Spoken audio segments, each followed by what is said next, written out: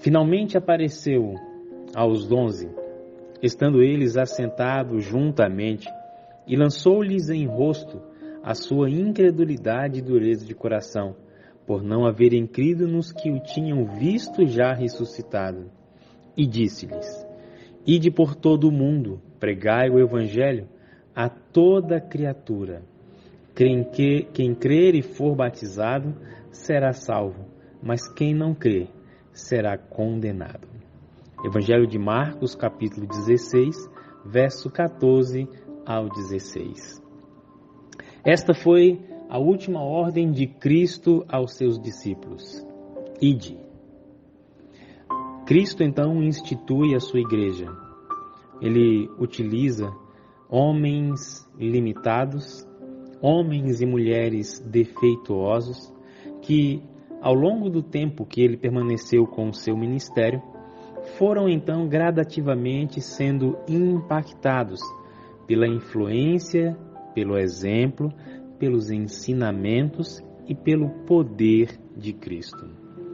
Agora, aqueles homens e mulheres que passaram tantos dias, tantos meses e anos na presença de Cristo, tinham sobre si a grande e maior de todas as responsabilidades que já repousou na mão de um ser humano, a de continuar a obra que Cristo iniciou.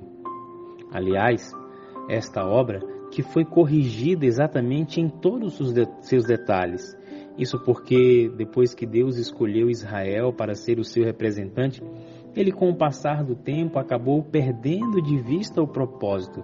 Cristo veio e ao executar o plano de redenção, ele também deixou claro, marcado nas páginas da história, marcado na mente e nos olhos de todos aqueles que testemunharam como Deus deseja que os seus filhos se comportem. Este grupo de homens e mulheres se tornou então a primeira igreja. Nós carinhosamente chamamos de a igreja primitiva. Agora, esses homens e mulheres, eles eram diferentes entre si, e havia a necessidade de que eles fossem então aperfeiçoados exatamente no propósito da unidade, porque esta era a condição primária para que o Espírito Santo, a plenitude, o poder de Deus, fosse derramado sobre eles no período do Pentecostes.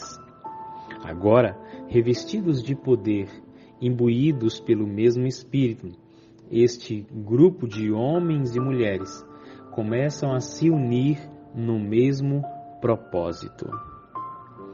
Você já parou para pensar o que aconteceria com a igreja primitiva se Pedro quisesse ir em uma direção, se João quisesse ir em outra, se Paulo quisesse levar a igreja para outra direção, se cada um dos discípulos quisesse levar a igreja para uma direção? É muito provável que a igreja não avançaria.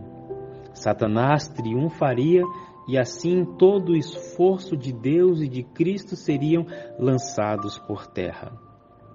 Cristo sabia que o segredo para que a sua igreja fosse triunfante seria deixar de lado as disputas, as intrigas, as diferenças humanas e serem imbuídos pela unidade espiritual de propósito. Propósito. Se existe uma coisa que é capaz de unir as pessoas, se chama a palavra propósito. O que é o propósito? Propósito é uma causa. Propósito pode ser uma bandeira. Propósito pode ser uma filosofia, uma ideia.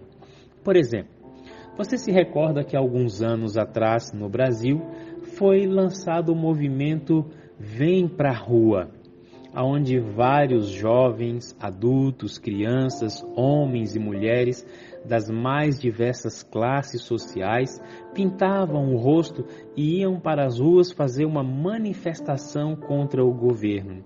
Pessoas que nunca haviam se visto se uniam através do mesmo propósito: protestar. Outro exemplo é você olhar as atividades esportivas. Pessoas que não se conhecem, não se falam, mas quando vão a um estádio, quando vão a um local onde o time, onde a equipe que eles torcem, que eles escolheram para torcer está jogando, todas aquelas pessoas que estão vestidas com a mesma cor, ou às vezes nem mesmo vestida, mas que estão no mesmo local da arquibancada, no estádio ou no ginásio, eles passam a torcer, a vibrar na mesma intenção, que a sua equipe seja vencedora. Propósito. Propósito une as pessoas. Cristo sabia disso e por isso ele deixou um propósito específico à sua igreja. Ide e pregai o Evangelho. Mas esse pregai o Evangelho, como você e eu bem sabemos, não é simplesmente ensinar as pessoas sobre os conceitos ideológicos da doutrina sobre Cristo. Ide tem mais a ver em trazer a pessoa para perto do que apenas ir aonde ela está. E é por isso que a igreja ela se uniu nesse propósito de levar avante a obra de Cristo. Quando nós temos um propósito que é maior do que nós mesmos e o alcance desse propósito pulsa fortemente em nosso coração, nós somos capazes de deixar as nossas diferenças de lado. E isso se torna muito mais espontâneo e lindo quando essas diferenças são transformadas pela presença e atuação do Espírito Santo em nossa vida. Veja o que diz esse texto. Deus é a personificação da benevolência, da misericórdia e do amor. Os que se acham realmente ligados com Ele não podem estar em desarmonia uns com os outros. Sendo o coração regido por seu Espírito, desenvolve harmonia, amor e unidade. O contrário disso vê-se entre os filhos de Satanás. A obra deste é suscitar inveja, contenda e ciúmes. Em nome de meu mestre, pergunto aos professos seguidores de Cristo: que frutos produzis? Eu não vou fazer nenhuma pergunta. Eu vou deixar que essa pergunta seja o nosso questionamento de reflexão desse nosso primeiro momento.